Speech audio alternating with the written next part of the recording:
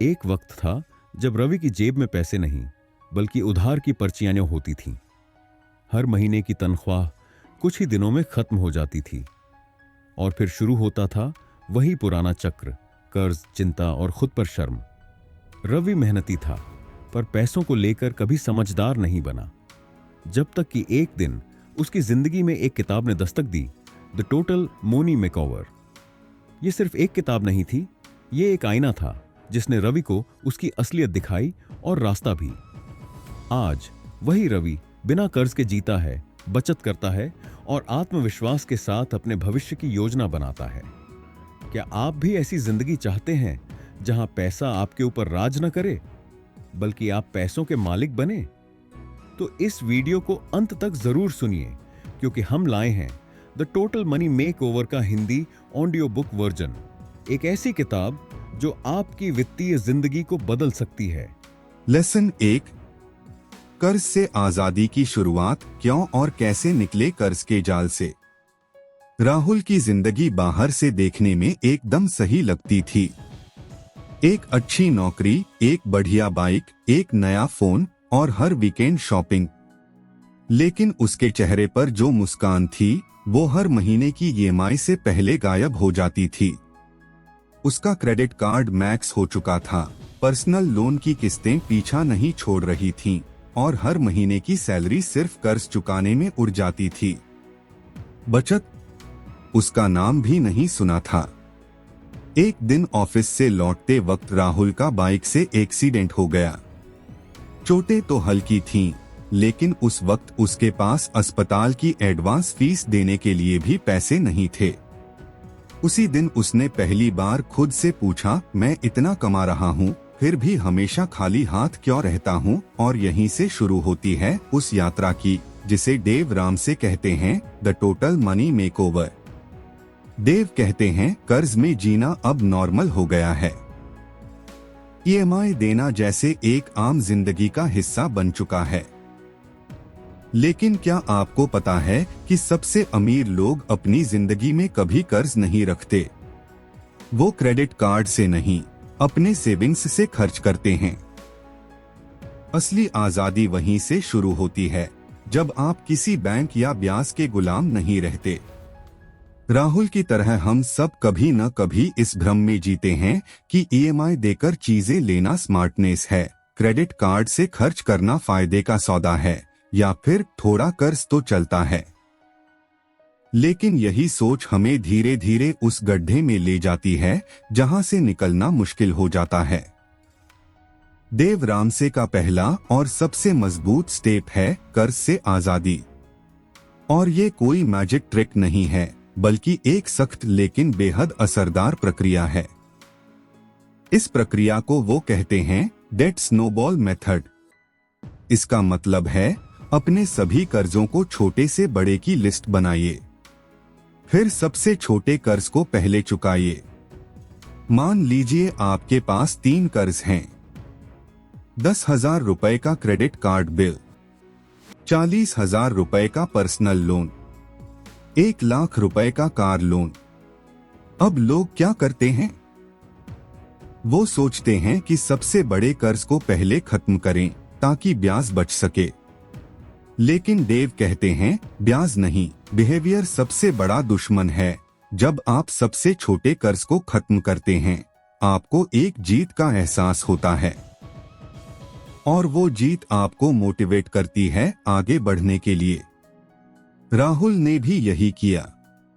उसने 10,000 रुपए का क्रेडिट कार्ड बिल पहले निपटाया। उसके बाद उसे एहसास हुआ कि वो कर सकता है। फिर 40,000 रुपए चुकाया और फिर आखिर में कार लोन। पूरा सफर 1 साल का था, लेकिन उस 1 साल ने उसकी पूरी जिंदगी बदल दी। अब सवाल ये उठता है, कैसे शुरू करें?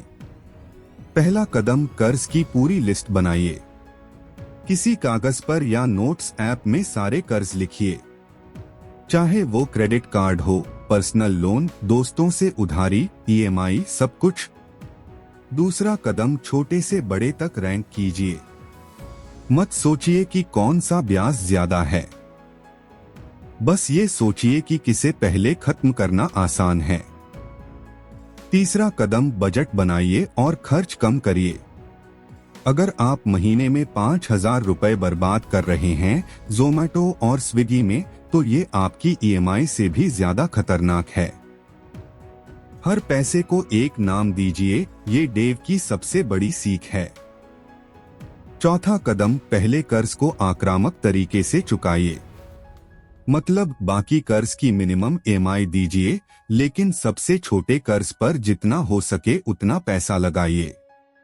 पांचवा कदम, हर कर्ज खत्म होने पर जश्न मनाइए बिना पैसे खर्च किए। जब राहुल ने अपना पहला कर्ज चुकाया तो उसने दीवार पर एक बड़ा सा पेड़ लिखा।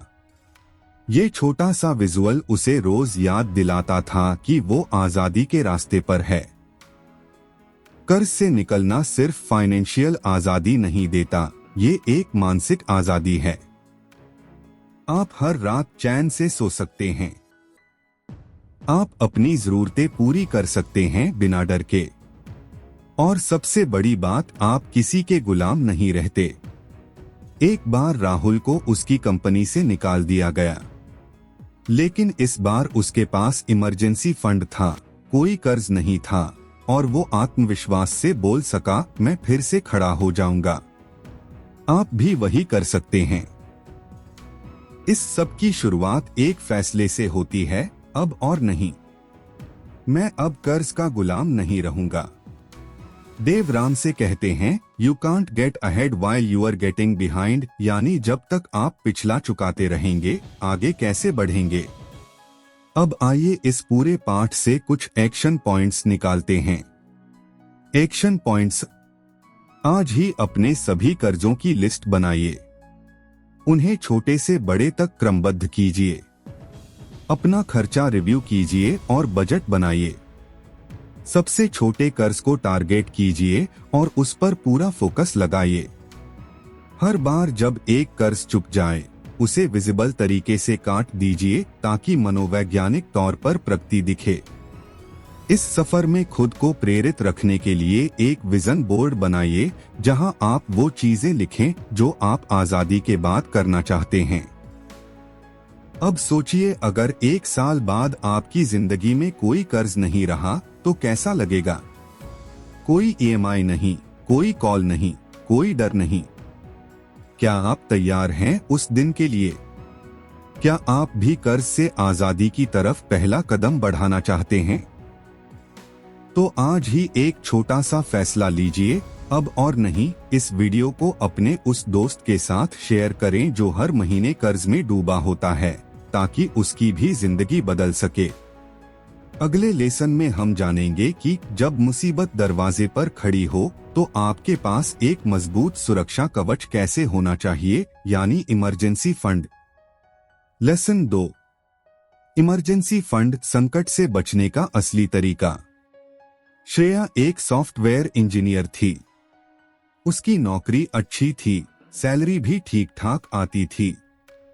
हर महीने वो ईएमआई भरती थी, दोस्तों के साथ पार्टी करती थी और नए कपड़े, मोबाइल और ट्रैवल पर खुले हाथ से खर्च करती थी। लेकिन एक चीज वो कभी नहीं करती थी, बचत। एक दिन अचानक कंपनी ने डाउनसाइजिंग की घोषणा की और बिना किसी चेतावनी के श्रेया को नौकरी से निकाल दिया गया। उसका बैंक बैलेंस लगभग खाली था, क्रेडिट कार्ड की लिमिट पहले से फुल थी और अगली महीने की किराया, राशन और ईएमआई का कोई इंतजाम नहीं था। उस रात पहली बार श्रेया ने ये समझा कि कमाई कितनी है ये नहीं, बल्कि बचा क्या है वो असली सुरक्षा है। यहीं से डेव रामसे के दूसरे सबसे महत्वपूर्ण सबक की शुरुआत होती है, इमरजेंसी फंड। देव कहते हैं, financial peace isn't the acquisition of stuff, it's learning to live on less than you make so you can give money back and have money for the future। अर्थात सच्ची वित्तीय शांति वो नहीं है कि आपके पास क्या क्या चीजें हैं, बल्कि ये है कि आपके पास कितनी स्थिरता और सुरक्षा है। और इसका सबसे बड़ा आधार है इमरजेंसी फंड। अब सवाल उठता है, इमरजेंसी फंड होता क्या है? इमरजेंसी फंड वो रकम होती है जो आप सिर्फ और सिर्फ किसी आपात स्थिति के लिए अलग रखते हैं, जैसे नौकरी छूटना, मेडिकल इमरजेंसी, परिवार में कोई संकट या अप्रत्याशित खर्चे। यह कोई आम सेविंग नहीं होती, ये आपका फाइनेंशियल पैराशूट होता है। देव रामसे के अनुसार 2 चरणों में इमरजेंसी फंड बनाया जाता है। स्टेप 1, सबसे पहले 50,000 रुपए से 1 लाख रुपए तक का एक बेसिक इमरजेंसी फंड बनाइए। इसे बेबी स्टेप 1 कहा जाता है। ये उस शुरुआती संकट के लिए है जो अचानक दरवाजे पर दस्तक दे सकता है। स्टेप 2, जब आप कर्ज मुक्त हो जाएं, तब 3 से 6 महीने के खर्चों जितना इमरजेंसी फंड बनाइए। मतलब अगर आपका हर महीने का खर्च 30,000 रुपए है, तो आपका इमरजेंसी फंड कम से कम 90,000 रुपए से 1.8 लाख रुपए तक होना चाहिए। अब कुछ लोग कह सकते हैं, इतना पैसा कैसे जमा करें? पहले से ही सब कुछ महंगा है, यही तो असली चुनौती है, अपने भविष्य की सुरक्षा को अपनी प्राथमिकता बनाना। श्रेया ने भी शुरुआत में यही सोचा, लेकिन जब उसने नौकरी खोई और दोस्तों से उधार मांगने की नौबत आई, तब उसे समझ आया कि सबसे जरूरी निवेश कोई म्यूचुअल फंड या सिप नहीं, बल्कि इमरजेंसी फंड होता है। उसने एक प्लान बनाया। हर महीने पार्टी में खर्च होने वाले 3,000 रुपए को काटकर उसने एक अलग खाते में डालना शुरू किया। धीरे धीरे वो राशि 60,000 रुपए हो गई। 6 महीने बाद जब उसकी मां की तबीयत बिगड़ी और उन्हें तुरंत अस्पताल में भर्ती करना पड़ा, तब श्रेया के पास पैसा था और वो घबराई नहीं। अब सवाल है, आप कैसे बनाएं इमरजेंसी फंड? पहला कदम, खर्चों का विश्लेषण करें। अपने पिछले 3 महीने के खर्च देखिए। कितना किराया है, कितना राशन, बिल, ट्रैवल, बच्चों की फीस आदि। इससे आपको समझ आएगा कि आपका न्यूनतम मासिक खर्च कितना है। दूसरा कदम, एक तय लक्ष्य रखें। शुरुआत में 50,000 रुपए का टारगेट बनाएं। ये ज्यादा नहीं है, लेकिन एक मजबूत शुरुआत है। बाद में इस लक्ष्य को बढ़ाकर 3 से 6 महीने का करें। तीसरा कदम, अलग खाता बनाएं। इमरजेंसी फंड को उसी अकाउंट में न रखें जहां से आप रोज खर्च करते हैं। उसे एक अलग सेविंग्स अकाउंट में रखें जिसे आप सिर्फ जरूरत में छुएं। चौथा कदम, हर महीने एक तय राशि डालें। चाहे 1,000 रुपए ही क्यों न हो, लगातार जमा करते रहें। ये पैसे बचा हुआ नहीं होने चाहिए, बल्कि सबसे पहले रखे गए होने चाहिए। पांचवा कदम, इस फंड का इस्तेमाल सिर्फ आपातकाल में करें। कोई सेल, पार्टी, घूमना या गैजेट खरीदना ये इमरजेंसी नहीं है। इमरजेंसी फंड का मतलब है सिर्फ जीवन जरूरी स्थितियां। इमरजेंसी फंड का सबसे बड़ा फायदा क्या है? मानसिक शांति। जब आपको पता होता है कि कुछ भी हो जाए, आपके पास कम से कम कुछ महीनों का खर्च निकालने के लिए पैसा है, तो आप हर निर्णय आत्मविश्वास के साथ लेते हैं। नौकरी बदलनी हो, कोई नया काम शुरू करना हो या कोई निजी फैसला लेना हो, आप डर से नहीं, साहस से चलते हैं। एक बार एक और कहानी सुनिए। विपुल नाम का एक लड़का जो एक छोटे शहर से नौकरी करने दिल्ली आया था। कोरोना की पहली लहर में उसकी नौकरी चली गई। कई दोस्तों ने पैसे देने से मना कर दिया, लेकिन एक दोस्त था, अर्जुन, जिसने विपुल को 20,000 रुपए तुरंत भेजे। विपुल ने पूछा, भाई तेरे पास इतना पैसा कहां से आया? अर्जुन ने जवाब दिया, मैं हर महीने 2,000 रुपए इमरजेंसी फंड में डालता था। अब जब जरूरत आई तो उसी से मदद की। विपुल को उस दिन समझ आया, दोस्ती से बड़ी चीज होती है तैयारी। देव राम से भी यही सिखाते हैं, जीवन में संकट कभी भी आ सकता है, लेकिन अगर आप तैयार हैं तो वो आपको तोड़ नहीं सकता। अब आइए इस लेसन से जुड़ी कुछ मजबूत एक्शन पॉइंट्स देखें। Action points. अपने पिछले 3 महीनों के खर्चों का विश्लेषण करें। 50,000 रुपए तक का शुरुआती इमरजेंसी फंड बनाने का लक्ष्य तय करें। एक अलग सेविंग्स अकाउंट में हर महीने एक निर्धारित राशि ट्रांसफर करें। खर्चों में से गैर जरूरी चीजों को काटकर उसी से शुरुआत करें। बाहर खाना, OTT सब्सक्रिप्शन, बेवजह शॉपिंग। इस फंड को एक छुपे हुए सुरक्षा कवच की तरह ट्रीट करें। सिर्फ असली संकट में ही इस्तेमाल करें। हर 6 महीने में अपने फंड की समीक्षा करें, जरूरत हो तो बढ़ाएं। अब एक सवाल आप खुद से पूछिए, क्या अगर कल आपकी नौकरी चली जाए या कोई मेडिकल इमरजेंसी आ जाए तो क्या आप तैयार हैं? अगर जवाब नहीं है तो आज ही पहला कदम उठाइए। इमरजेंसी फंड सिर्फ पैसे की बात नहीं है, ये आत्मसम्मान और सुरक्षा की बात है। क्या आप भी तैयार हैं संकट में स्थिर रहने के लिए? अगर हाँ, तो आज ही एक नया सेविंग्स अकाउंट खोलिए और पहला 500 रुपए उसमें डालिए। यही कदम आपके भविष्य को बदल सकता है। अगले लेसन में हम जानेंगे कि हर महीने की सैलरी को कैसे बजट के जरिए अपने सपनों की दिशा में लगाया जाए। लेसन 3, बजट बनाना, हर पैसे को काम पर लगाना। एक रविवार की सुबह थी। नितिन अपने कमरे में बैठा था। हाथ में कॉफी का मग था और सामने एक खुला हुआ लैपटॉप। स्क्रीन पर उसका बैंक स्टेटमेंट खुला था, लेकिन वो समझ नहीं पा रहा था कि पूरे महीने की सैलरी आखिर गई कहां। हर महीने की कहानी एक जैसी थी। महीने की पहली तारीख को अकाउंट में पैसे आते, कुछ दिन अच्छे गुजरते, फिर धीरे धीरे वो सैलरी ऐसे गायब हो जाती जैसे रेत मुट्ठी से। आखिरी के 10 दिन जैसे किसी युद्ध से कम नहीं होते। उधारी, कर्ज और गिन गिन कर खर्च। नितिन खुद से यही सवाल बार बार करता, मैं कमाता तो ठीक ठाक हूँ, फिर भी पैसे क्यों नहीं बचते? उस दिन नितिन ने पहली बार एक ऐसा शब्द गूगल किया जो उसकी जिंदगी बदलने वाला था, बजट। देव राम से कहते हैं, a budget is telling your money where to go instead of wondering where it went. यानी बजट वो तरीका है जिसमें आप अपने पैसे को खुद दिशा देते हैं, बजाय इसके कि महीने के अंत में सोचते फिरें पैसा गया कहां। देव की किताब द टोटल मनी मेकओवर में बजट को सबसे जरूरी और सबसे प्रभावशाली कदम माना गया है।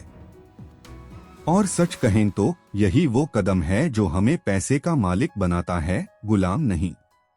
अब सोचिए क्या होगा अगर हर महीने की शुरुआत में ही आप तय कर लें कि हर रुपया कहां जाएगा। जैसे कि आप अपने पैसे को नौकरी पर लगा रहे हो, तू किराए के लिए काम कर, तू खाने के लिए, तू सेविंग्स के लिए। और यही होता है zero based budgeting. Zero based budgeting का मतलब है आपकी जितनी भी इनकम है उसे पूरी तरह बांट दीजिए सभी खर्चों, सेविंग्स और लक्ष्यों में, ताकि अंत में बचे शून्य। यानी आपकी इनकम, आपका बजट जीरो। नितिन ने जब यह फॉर्मूला अपनाया तो शुरुआत में उसे अजीब लगा। पैसे को पहले से कैसे बांट दूं? अगर कुछ अचानक चाहिए हुआ तो? लेकिन अगले ही महीने उसका अनुभव बदला, क्योंकि अचानक कुछ चाहिए नहीं पड़ा। क्यों? क्योंकि अब हर चीज का हिसाब पहले से था। अब बात करते हैं बजट बनाना कैसे शुरू करें। पहला कदम, अपनी इनकम को जानिए। आप हर महीने कितना कमाते हैं? अगर सैलरी है तो ठीक, अगर फ्रीलांस या बिजनेस है तो औसत निकालिए। दूसरा कदम, पिछले 2 महीने के खर्चों का रिकॉर्ड देखिए। Bank statement, credit card bill, Paytm history सब देखिए। आपको समझ आएगा कि आप कहां पैसा उड़ा रहे हैं, जैसे कि रोजाना बाहर का खाना, बेमतलब ऑनलाइन शॉपिंग या बेवजह के ऐप्स की सब्सक्रिप्शन। तीसरा कदम, सभी खर्चों को कैटेगरी में बांटिए, जैसे किराया, राशन और खाना, ट्रैवल, इंटरनेट, मोबाइल, मेडिकल, मनोरंजन, सेविंग्स, निवेश। चौथा कदम, हर कैटेगरी को एक निश्चित राशि दीजिए। अगर आपकी इनकम 40,000 रुपए है तो उसे इसी प्रकार सभी कैटेगरीज में बांटिए और कोशिश करें कि आपका खर्च इनकम से ज्यादा न हो।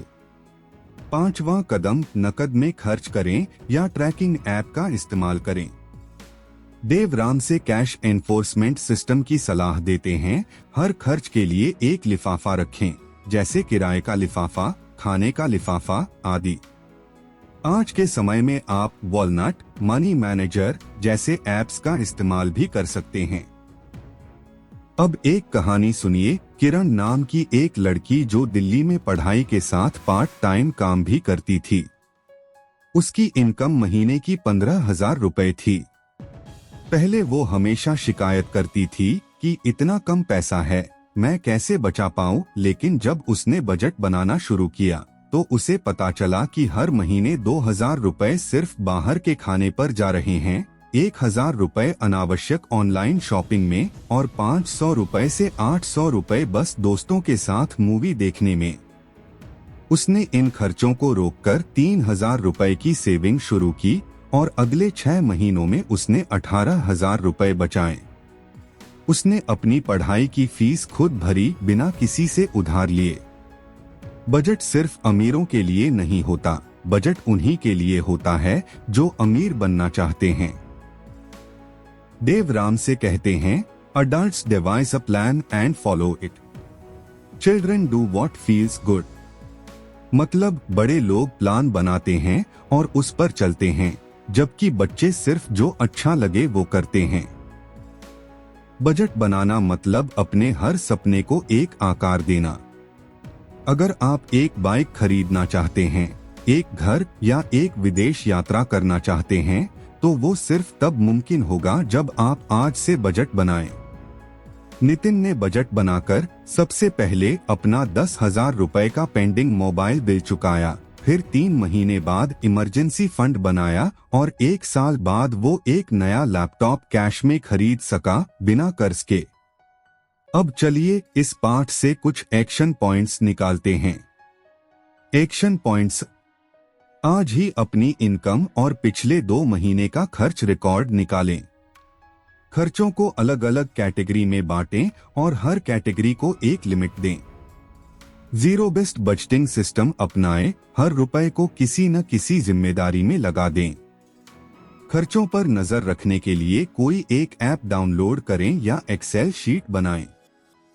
हर महीने के अंत में अपने बजट की समीक्षा करें, कहां ज्यादा खर्च हुआ, कहां सुधार हो सकता है। हर महीने 1% सेविंग और निवेश के लिए रिजर्व रखें, वो पहली प्राथमिकता होनी चाहिए, आखिरी नहीं। अब सोचिए, क्या आपको कभी ऐसा लगा है कि पैसा हाथ में आया और पता ही नहीं चला कहां चला गया? अगर हाँ, तो आज से फैसला करें कि अब आप पैसे को आदेश देंगे, भीख नहीं मांगेंगे। बजट बनाना एक बार शुरू करें, फिर देखिए कैसे आपकी जिंदगी में नियंत्रण आता है। हर महीने एक जीत की तरह लगेगा, हर खर्च एक सोच समझकर लिया गया फैसला होगा। क्या आप भी चाहते हैं कि आपका पैसा आपकी मर्जी से चले? तो आज से ही अपना पहला बजट बनाएं। कागज, ऐप, लिफाफा जो भी हो, पर पैसे को रास्ता दिखाइए, वरना वो रास्ता भटक जाएगा। अगले लेसन में हम जानेंगे निवेश की समझ, असली दौलत कैसे बनाई जाती है, जहां हम सीखेंगे कि सेविंग्स से अगला कदम क्या होता है और कैसे पैसा आपके लिए काम करना शुरू करता है। लेसन 4, निवेश की समझ, असली दौलत कैसे बनाई जाती है। पंकज एक प्राइवेट कंपनी में काम करता था। उम्र 32 साल, शादीशुदा, एक छोटा बच्चा, किराए का घर और हाल ही में उसने बजट बनाना और इमरजेंसी फंड तैयार करना शुरू किया था। अब उसके पास हर महीने बचने वाले 5,000 रुपए थे। एक शाम वो अपने पुराने दोस्त अंकुर से मिला, जो अमेरिका में काम करता था। बातों बातों में अंकुर ने कहा, मैंने पिछले 8 साल से सिप में निवेश किया है और अब मेरे पास 20 लाख रुपए का पोर्टफोलियो है। पंकज का मुंह खुला का खुला रह गया। भाई, तूने ऐसा क्या किया जो मैं नहीं कर पाया? अंकुर ने मुस्कुराकर कहा, मैंने अपने पैसों को काम पर लगाया, सिर्फ बैंक में जमा नहीं किया। और यहीं से पंकज की जिंदगी की अगली यात्रा शुरू होती है, निवेश की समझ की यात्रा। देव राम से कहते हैं, you must gain control over your money और the lack of it will forever control you. पैसे पर नियंत्रण नहीं लिया तो वही पैसा आपकी जिंदगी को कंट्रोल करेगा, डर के जरिए, चिंता के जरिए और अधूरे सपनों के जरिए।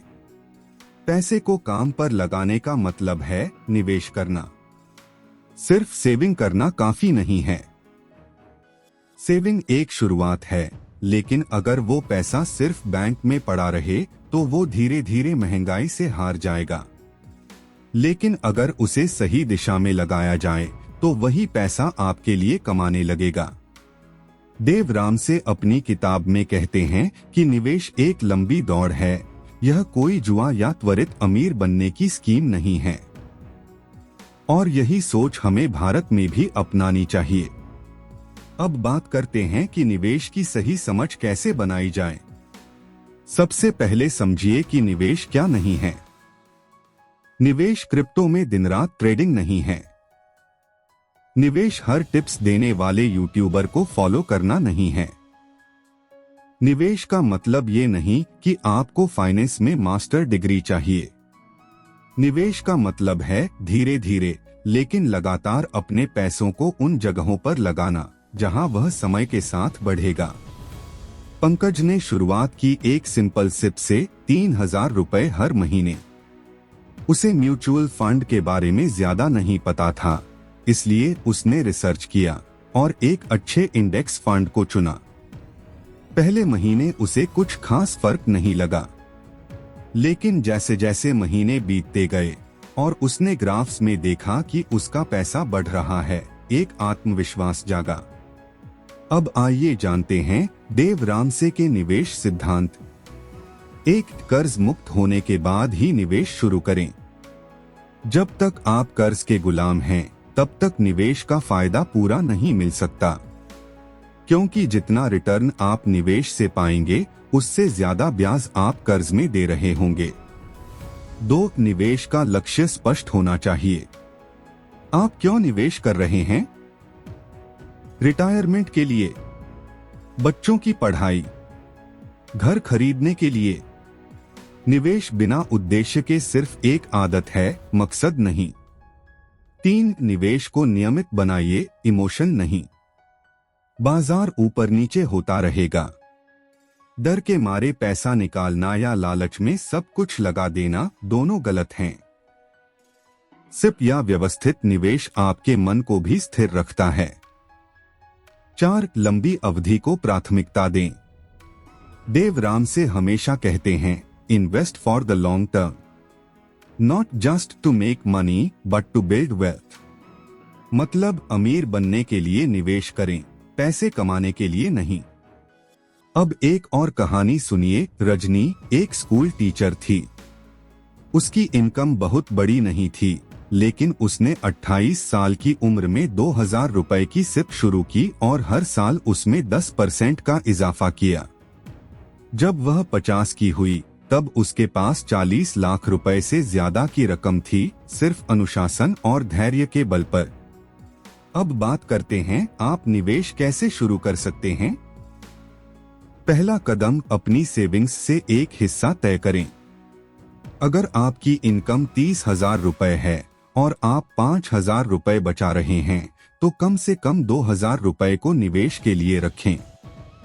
दूसरा कदम, सही निवेश साधन चुनें। भारत में कुछ अच्छे विकल्प हैं। म्यूचुअल फंड से कम जोखिम के लिए इंडेक्स फंड से शुरुआत करें। पीपीएफ, पब्लिक प्रोविडेंट फंड, सुरक्षित और tax free. NPS, national pension scheme. Share बाजार, यदि आपको ज्ञान और धैर्य है। तीसरा कदम, ऑटो डेबिट सेट करें। हर महीने एक तारीख तय करें जब पैसा अपने आप आपके अकाउंट से निवेश में जाए, ताकि आप भूले नहीं और खर्चों में न फंसे। चौथा कदम, बाजार को अपना दोस्त बनाइए, दुश्मन नहीं। बाजार की गिरावट से घबराइए मत। गिरावट का मतलब है सेल पर पैसा खरीदना। देव राम से हमेशा कहते हैं, When the market is down, everything is on sale। 5वां कदम कंपाउंड इंटरेस्ट की ताकत को समझिए। अगर आप 3,000 रुपए हर महीने 12% रिटर्न पर 20 साल तक लगाते हैं तो आपको मिलेगा लगभग 30 रुपए लाख। यही है पैसों से पैसा कमाने की शक्ति। अब ये सब सुनकर कुछ लोग कहेंगे, यार इतनी छोटी रकम से क्या होगा। तो एक आखिरी कहानी सुनिए। मोहन एक चाय वाला जो हर दिन 50 रुपए अलग रखता था। 5 साल बाद उसने 90,000 रुपए जमा कर लिए और अपनी दुकान को रिनोवेट किया और उसका धंधा दोगुना हो गया। मतलब राशि नहीं, निरंतरता मायने रखती है। अब चलिए इस पाठ से जुड़ी कुछ एक्शन पॉइंट्स देखें। एक्शन पॉइंट्स: अपने कर्ज से मुक्त होते ही निवेश के लिए एक राशि तय करें। सिप के माध्यम से म्यूचुअल फंड में निवेश शुरू करें। 500 रुपए से भी शुरुआत हो सकती है। ऑटो डेबिट सिस्टम अपनाएं ताकि आप नियमित बने रहें। निवेश को एक लॉन्ग टर्म प्लान की तरह देखें, कम से कम 5-10 साल के लिए। कंपाउंड इंटरेस्ट कैलकुलेटर्स का इस्तेमाल करें, इससे मोटिवेशन बढ़ेगा। अगर संभव हो तो एक फाइनेंशियल एडवाइजर से भी मार्गदर्शन लें। आज का सबसे बड़ा सवाल, क्या आप चाहते हैं कि आपका पैसा सिर्फ पड़ा रहे या आपके लिए मेहनत करे? अगर आप चाहते हैं कि आपकी मेहनत से कमाया गया पैसा आपके सपनों की तरफ बढ़े तो उसे सिर्फ बैंक में मत रखिए, उसे काम पर लगाइए। क्या आप तैयार हैं असली दौलत बनाने के सफर के लिए? अगर हाँ, तो आज ही एक सिप शुरू कीजिए, छोटी सी रकम से, लेकिन पूरे विश्वास और अनुशासन के साथ। क्योंकि जो लोग धीरे और लगातार दौड़ते हैं वही रेस जीतते हैं। अगले लेसन में हम जानेंगे वित्तीय अनुशासन, संपूर्ण परिवर्तन की कुंजी, जहां हम सीखेंगे कि ये सारी बातें तब तक बेअसर हैं जब तक हम अपने दिमाग और व्यवहार को कंट्रोल में नहीं रखते। लेसन 5, वित्तीय अनुशासन, संपूर्ण परिवर्तन की कुंजी। सुरेश एक साधारण मध्यम वर्गीय परिवार का लड़का था। उसने कभी कोई बड़ी नौकरी नहीं की, न ही कोई बिजनेस। लेकिन उसकी एक आदत ने उसे दूसरों से अलग बना दिया, वित्तीय अनुशासन। जब उसके दोस्त नई कारों के लोन में फंसे हुए थे, वो पुरानी बाइक से चलता था।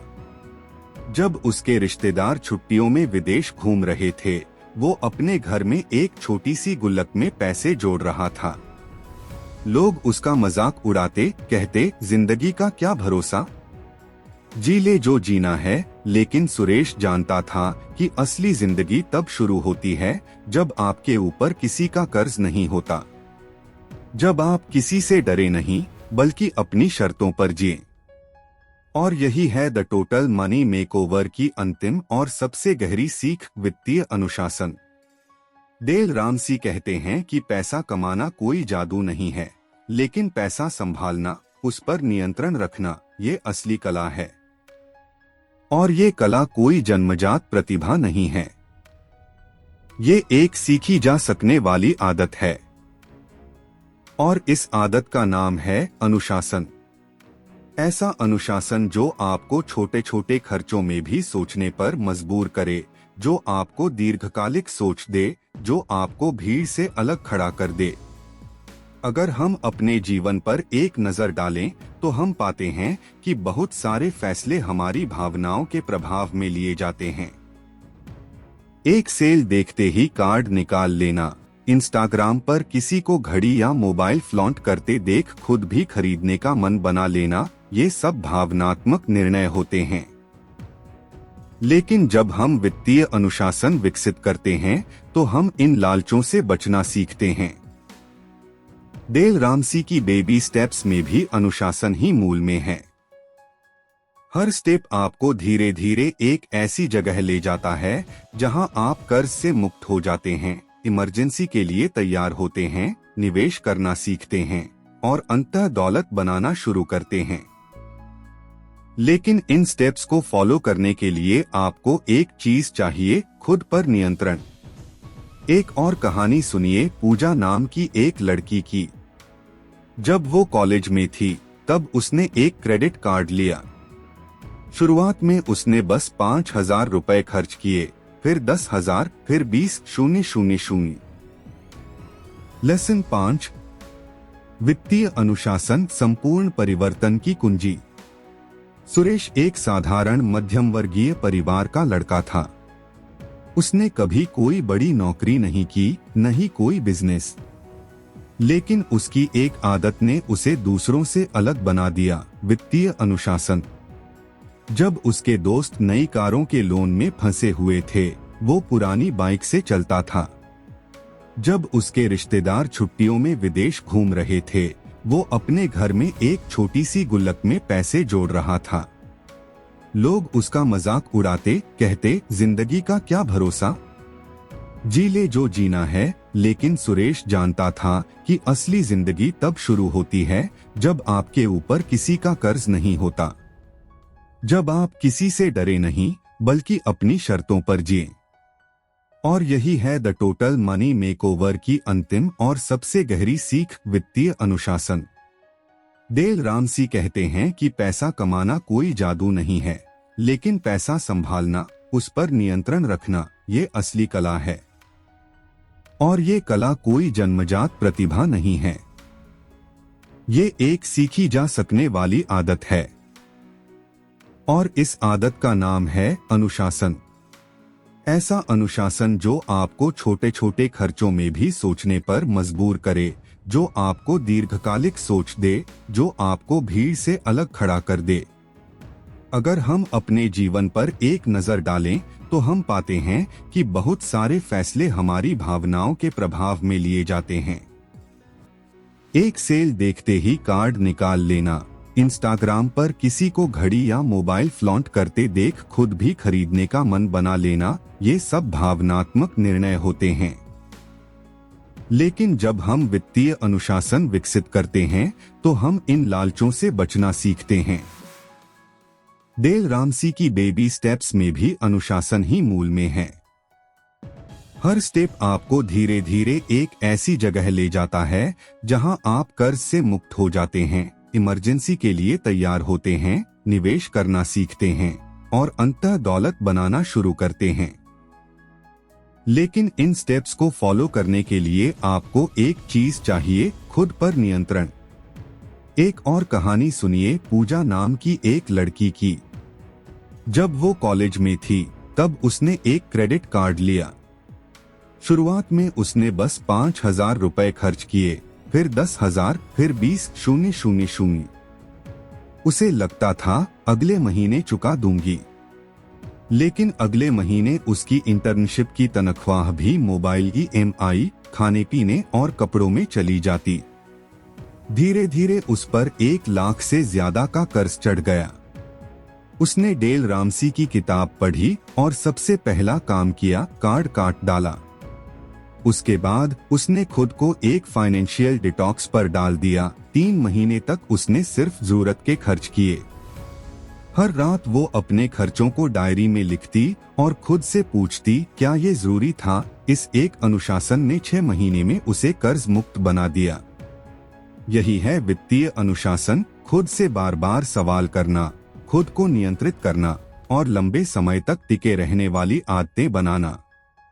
अब बात करते हैं कुछ ऐसे एक्शनेबल स्टेप्स की जिन्हें अपनाकर आप भी इस अनुशासन की ओर बढ़ सकते हैं। 1. अपना क्यों खोजिए, व्हाई मैटर्स द मोस्ट। किसी भी अनुशासन को बनाए रखने के लिए जरूरी है कि आपके पास एक मजबूत कारण हो। वो कारण कुछ भी हो सकता है, अपने बच्चों को अच्छी शिक्षा देना, माता पिता को बेहतर जीवन देना या सिर्फ आत्मसम्मान से जीना। ये क्यों ही आपको तब भी रोक कर रखेगा जब शॉर्टकट लुभावने लगेंगे। 2. बजट बनाइए और हर महीने उस पर टिके रहिए। बजट एक नक्शा है और बिना नक्शे के आप कभी मंजिल तक नहीं पहुंच सकते। हर महीने शुरुआत में ही तय कर लीजिए कितना पैसा कहाँ जाएगा। और महीने के अंत में देखिए आपने कहाँ चूक की। 3 हर खर्च से पहले खुद से एक सवाल पूछिए, क्या मैं ये चीज बिना उधार के खरीद सकता हूँ? अगर जवाब नहीं है तो शायद आपको अभी उसकी जरूरत नहीं है। ये सवाल आपको बहुत सारी भावनात्मक खरीदारी से बचाएगा। 4 अपनी सफलता का जश्न मनाइए, लेकिन सीमाओं में। हर बार जब आप कोई कर्ज चुका लें, 1 महीना बिना बजट तोड़े निकाल लें या कुछ निवेश कर लें, खुद को सराहिए।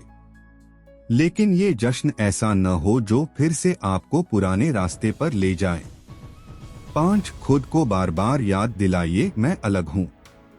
दुनिया की भीड़ हमेशा दिखावे के पीछे भागती है, लेकिन आपको याद रखना है आप एक अलग रास्ते पर हैं। आपका मकसद है स्थायी धन, आत्मनिर्भरता और कर्ज मुक्त जीवन। एक दिल छू लेने वाली बात डेल रामसी ने कही है, Live like no one else now, so you can live like no one else later। यानी अभी थोड़ा अनुशासित, थोड़ा अलग, थोड़ा सख्त बनिए, ताकि भविष्य में आप वही जिंदगी जी सकें जो दूसरों को बस सपना लगती है। कल्पना कीजिए, सुबह की चाय पीते वक्त आपके मन में कोई चिंता न हो, ऑफिस जाने की जल्दी न हो क्योंकि आप फाइनेंशियली फ्री हैं। जब बच्चे कुछ मांगे तो आप मुस्कुराकर कहें हाँ जरूर, क्योंकि आपने तैयारी की है।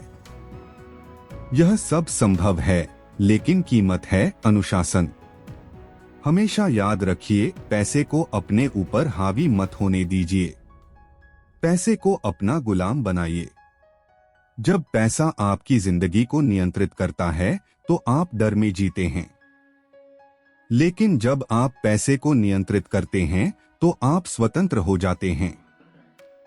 वित्तीय अनुशासन केवल बैंक बैलेंस नहीं बढ़ाता, यह आत्मसम्मान, मन की शांति और रिश्तों में भी स्थिरता लाता है। क्योंकि जब हम आर्थिक रूप से मजबूत होते हैं, तब हम बिना डरे, बिना दबाव के अपने जीवन के सही फैसले ले सकते हैं। तो क्या आप तैयार हैं उस अनुशासन के लिए जो आपकी जिंदगी बदल सकता है? अब जबकि आपने द टोटल मनी मेकओवर की इन 5 जबरदस्त और जिंदगी बदलने वाली सीखों को समझ लिया है, तो आज ही पहला कदम उठाइए। आप कहीं से भी शुरुआत कर सकते हैं, चाहे कर्ज में डूबे हों या सिर्फ बेहतर भविष्य की तलाश में हों। अपने लिए एक बजट बनाइए, एक इमरजेंसी फंड से शुरुआत कीजिए और सबसे जरूरी अनुशासन बनाए रखिए। ये सफर आसान नहीं होगा, लेकिन जब आप पीछे मुड़कर देखेंगे तो गर्व होगा कि आपने वो रास्ता चुना जो सबके बस की बात नहीं थी। यही है असली टोटल मनी मेकओवर, जहां आप पैसे के गुलाम नहीं बल्कि मालिक बनते हैं। क्या आप तैयार हैं अपनी जिंदगी को फिर से गढ़ने के लिए?